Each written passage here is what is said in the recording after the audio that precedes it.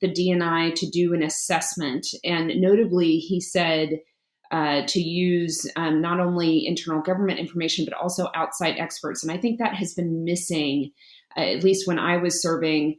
I was finding outside experts who they don't have some of the constraints that the government does in terms of First Amendment, Fourth Amendment activities. I found that experts outside of the government were much more insightful for that strategic picture of the nature of the threat.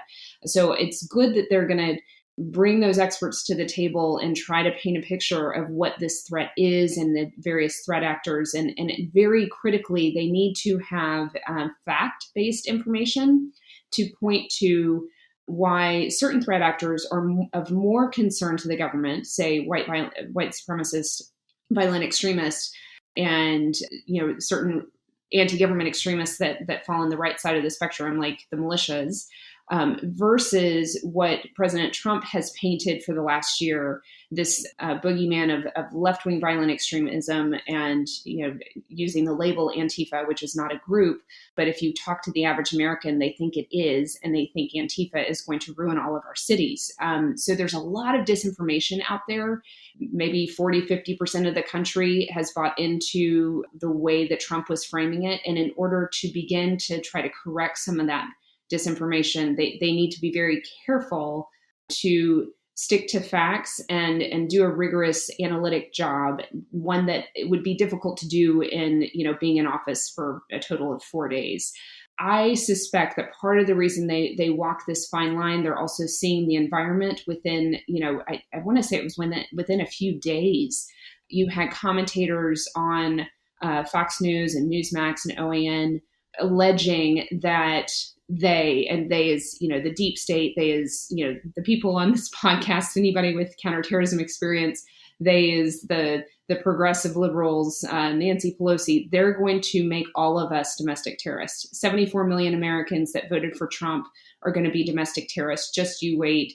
They're going to not let us practice our religion. They're going to shut down our churches. If you watch some of these, and some of these are happening on relatively mainstream, it's not just on Parler, for example, relatively mainstream conservative media, sadly, the disinformation has an effect, and it's going to make the job of counterterrorism officials harder, because what does that do?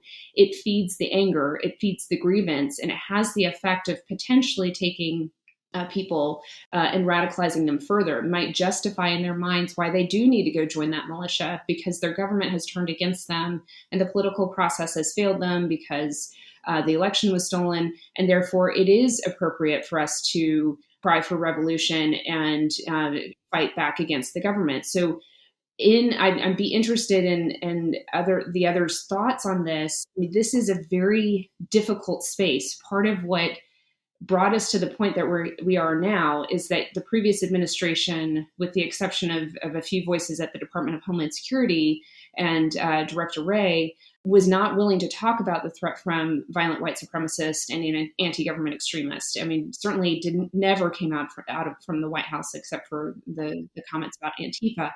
So you have a lack of knowledge, and now you have this moment where people are scared that they're going to lose their freedoms, that they are being painted as a domestic terrorist. How do we talk about the threat in a way that does not ostracize half of the country? And the harder we lean forward into this problem, the greater chances, Elizabeth points out, that we motivate people to continue in that direction. But I just don't see any other way than addressing this head on. Right. Carrie, final thoughts. So I do think that our conversation is starting to preview what is going to be probably a significant policy and legislative debate over whether or not we should have a domestic terrorism law. And I'm already starting to hear murmurs about interest in this. And it's going to be very complicated. This is not straightforward, because one of the things that Elizabeth pointed out when she mentioned Antifa is that any consideration of trying to craft a law in this space is going to have to be thinking to the future and making sure that it's not a law that could be abused politically. Elizabeth's mention of Antifa is relevant because we might remember that it was just in September that the former Attorney General, Bill Barr, was making all sorts of public comments describing Antifa as a major instigator of violence across the country. And so one has to think through whether a potential law would be able to be used by a like-minded attorney general who might, be in our future, that would be willing to designate groups or use investigative tools that are provided by new legislation in a way that really does politicize the intelligence and the investigation. So I think that's going to be a really hard and complex debate ahead. Sure. Elizabeth, let's wrap this up. What has been uncovered here, or what deserves a final point of emphasis? I agree with what Carrie just said. This is extremely complex, and I am not overly optimistic given the state of affairs in our politics, though somewhat comforted by the way in which the Biden administration has demonstrated how they plan to lead and some of the people that they brought in. It may merit a 9/11 Commission style group coming together, maybe not meeting for as long as they did, but you almost need a bunch of experts not in the public eye able to hash out the pros and cons and come up with options that then can be debated publicly. I think it would be very difficult, and we've already seen this in the news cycle, various voices chiming in and almost making it impossible to have a reasonable conversation over what changes in the law should be. My personal opinion, just two little thoughts here. I think the conversation about domestic terrorism statutes and whether it helps or hurts tends to be, and rightly so, DOJ, FBI focused because it benefits them, the most in terms of their investigative tools and ability to prosecute. But I think we need to look broader than just FBI and DHS, and changing the law may help, for example, DHS with some of its screening and vetting responsibilities. It may help for us to look at the intelligence community and what apparatuses they could bring to the fight. So I think we need to not just rely on the good work that's been done so far by some in the academic community, but truly bring together the operators and the various experts in the law to come up with what the option should be. And then the second thing would be that we need to encourage our public officials, especially those in Congress, to treat this seriously. I know that they're already planning on doing hearings. House Homeland has one next week. The Senate Judiciary is going to do one in the not too distant future on domestic terrorism.